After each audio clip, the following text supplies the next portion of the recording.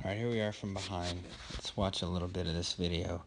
It's actually a really good pitch. See where your feet are. They're a little open in your hand like we talked about with just that positioning of your elbow and how it kind of opens up back, and you kind of have to curve your spine in order to get there. But let's watch that delivery.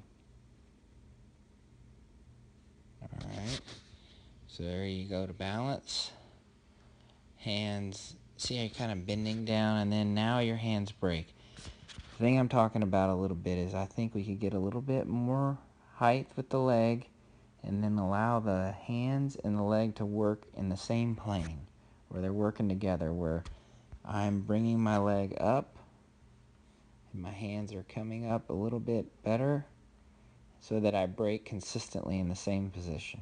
Alright, I think tendency here is that your leg can come down and your hands don't consistently break at the same time because they're not moving together. I kind of like the up to the apex and then back down. That kind of, it creates some rhythm and tempos, which we're trying to develop so we can repeat our delivery consistently. Alright, so from here, hands breaking down. Alright, now watch. Still staying close, hands are breaking, but that elbow is coming back and your hand is going to follow that same path. Alright, if we go watch Sengard, watch him break. Alright, look, he gets up. Oops. Alright, and then hands are breaking down lower so he can get his hands together. He has less to travel because they're not so high. And then they break. Now watch his arm action. See how that's straight back here? Watch where his arm goes straight back. And then we talked about that he goes straight right there. Alright? I'm going to show you something. Alright, so hands break, hands break. Now your front shoulder is pointed over here. Alright, but watch how far that back, right there. Look how far back you got to get that. That is a long way to have to get out in front to get there. Alright, so there you go, and you start curving. And to do that, you've got to curve your spine off over here to be able to get out in front instead of being directionally the same way he is. Alright, then you get out in front, and now look at this pitch. It's a good pitch. But look at that last finger. That's good extension right there. Got on top that good, and that ball had good spin. Look at that location right there. That's money. You can make a living doing that. Alright, but look at this.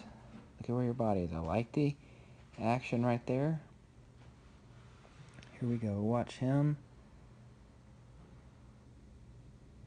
Pretty close. Biggest difference, I would say, is he's a little more directional and you are out here, and part of that goes because of what we talked about with your arm action in the back. Alright, so here's a couple things I would do moving forward. My emphasis would be a couple things. A, see if we can develop a little better rhythm system where my hands and my feet work together and I can consistently work on my arm drop. Okay?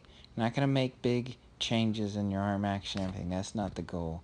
The goal is to get a little bit more repeatability. If I can maybe set my setup where my elbow isn't started there, but maybe start a little lower, and then when the knee comes up, I bring them up together, and then they come down. And then maybe then we can get our arms on a little bit better spot and path and be a little bit more directionally towards the target. I think that's going to allow us to create more power and then get more on top, especially when we're talking the fastball. More direction so that I'm not having to curve my spine so much to get that ball out in front. Okay?